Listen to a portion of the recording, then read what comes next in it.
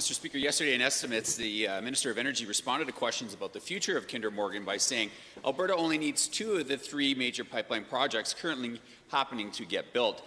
But let's be clear, the Trans Mountain expansion, the Enbridge Line 3 expansion, and Keystone XL are all crucially important, and we believe that in the Alberta Party Caucus. But only one of them connects to Canadian tidewater. To the Minister of Energy, why are you hedging your bets on pipeline construction now, or would you like to correct your comment? Great question. Minister of Energy.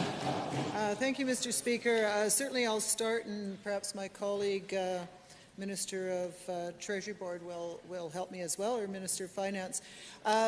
When I made that comment about the 2 out of 3 pipelines, that's just really a mathematical exercise of the capacity, but it doesn't address the strategic focus which we have, and we know that we need more markets in Asia, and we know that strategically the Trans Mountain pipeline is extremely important. So it's kind of 2 different things, but one is just on the capacity issue itself. We know that 2 out of 3 will work, but strategically we need Trans Mountain. Thank you, Honourable Minister. Chris Supplementary. Assuming the government is still committed to getting all 3 pipelines built, the exchange yesterday revealed something important. We have asked the government about what their backup plan is for a path to balance without the increased revenue from pipelines, but they refused to answer, but made it clear yesterday that at least they've considered the possibility of not all 3 projects getting completed.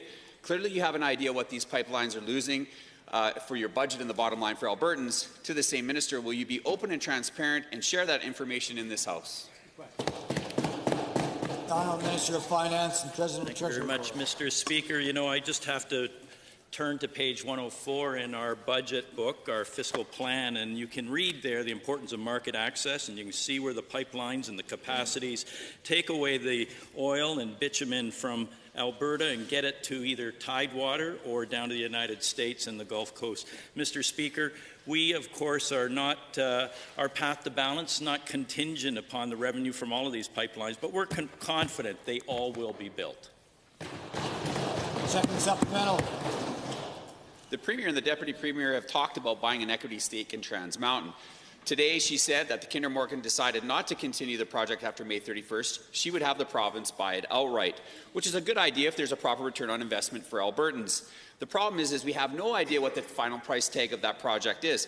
To the same Minister of Energy, how can your government commit to buying this pipeline when you don't even know the full cost? And if you do know, will you table that information in this House? The Honourable Deputy Premier.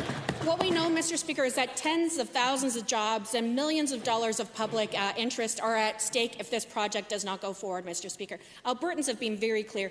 Don't take no for an answer, Mr. Speaker, and that's what our Premier is doing. She's stepping up. She's making sure that we have the 3 fronts that we are fighting on. 1, ensuring that British Columbia knows the impacts of saying no. 2, making sure that we pursue this through the courts as a partner. And 3, making sure that if it comes to having a public stake in this so that we can push forward the way that investors should and could, that we have the ability to do so, Mr. Speaker.